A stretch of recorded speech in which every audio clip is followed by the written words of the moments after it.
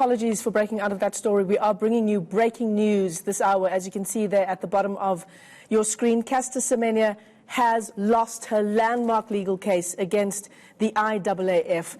Now, what this means is that she will now have to take medication to reduce her testosterone levels. That's if she wants to keep running on the international stage. Now, these rules apply to female athletes running between 400 meters and a mile. They could force athletes to undergo hormone therapy if their levels exceed certain limits. Here's our reporter, Hlonim Timkulu.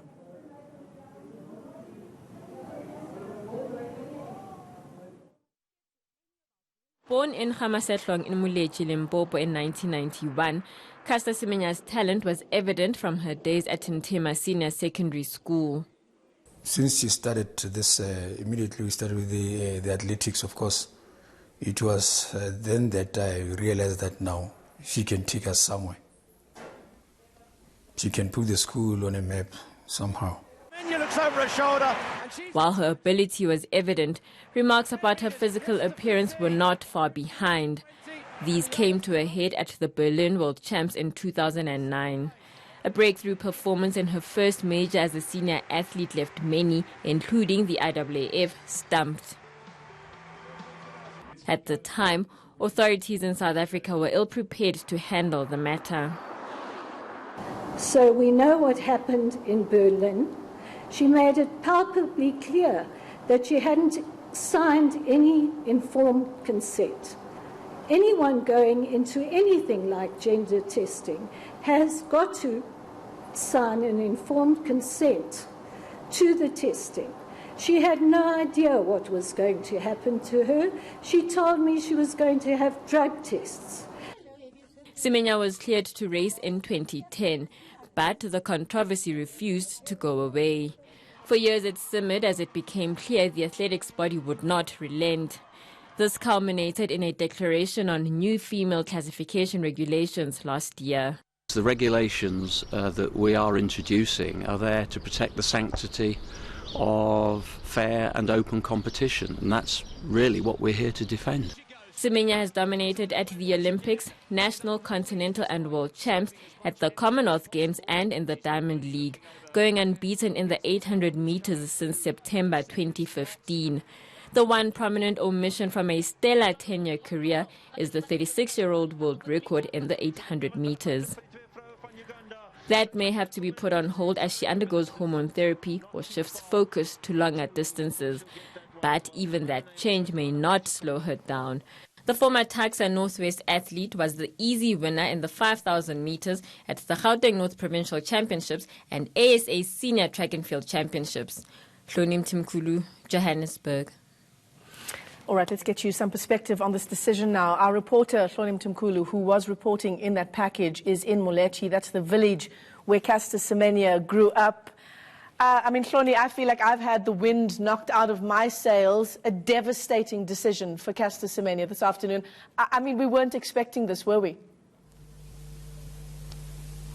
No, not at all. If we had gone, I heard your interview with Manfred earlier, and he had also said that he thinks that the Court of Arbitration for Sport might have overturned the IAAF's decision on those female classification regulations. And I think the precedent for that might have been set with in 2014 and 2015 with the case of Duty Chand, the Indian sprinter. So I think we were expecting that they would have looked at these regulations and call them discriminatory, as ASA and Caster Semenya had argued.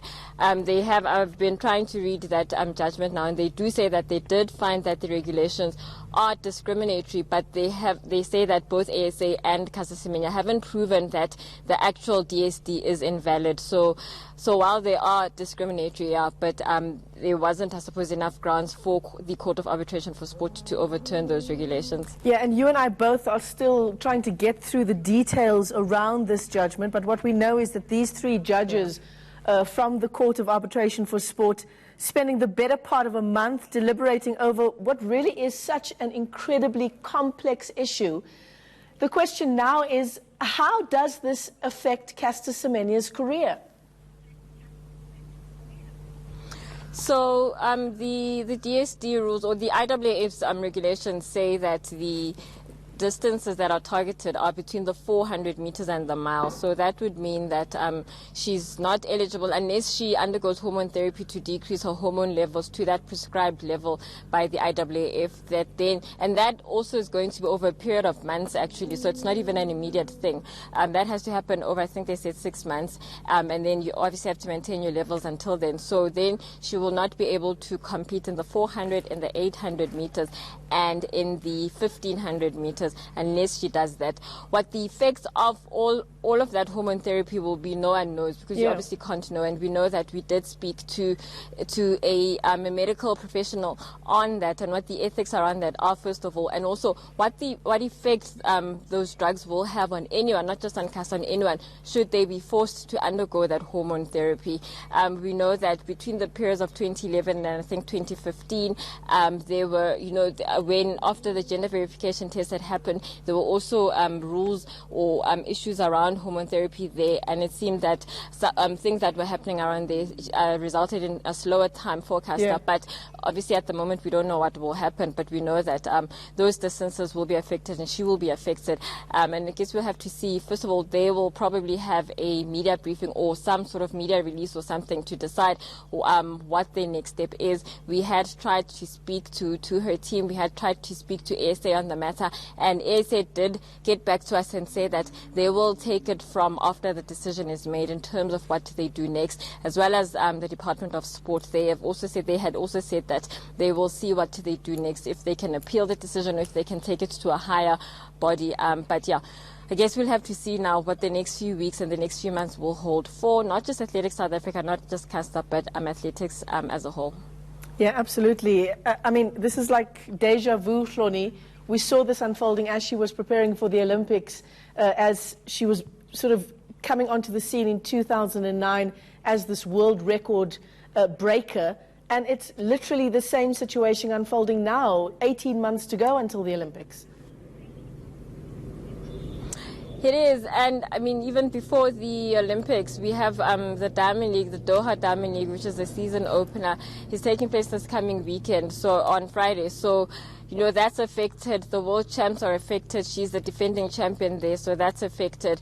And how she runs for the next 18 months, as you say, until the Tokyo Olympic Games, whether she'll be able to run a qualifying time, or what regulations or what situation will happen around that is going to be interesting to see. And you are right that it seems that we're back to square one, where she's going to have to rethink things, or she's going to have to sit out meets, as she did in after the Berlin World Champs in 2009, and as she did at the beginning of 2010, because the IAAF was undergoing these gender verification tests on her. I think what might be interesting will be the backlash, I think, from people around the issue. I've seen a little bit of it here now. I think the issue isn't really CASTA herself or even ASA, but the fact that the way that the IAAF have handled the matter. People had picked up on inconsistencies in terms of how they're applying the rules, and so there have been questions that are raised, and I wonder what that backlash will be and how the IAAF will respond to that, and if it will force at all them to backtrack on what they have decided to implement or what they will implement. And I suppose we'll wait for the IAAF to decide then when these regulations will come into effect. Yeah, absolutely. Well, thanks very much for that, Hloni. But actually, before we let you go, the decision has just come in to us moments ago. Is there any kind of reaction to it there in her home village in Limpopo as yet?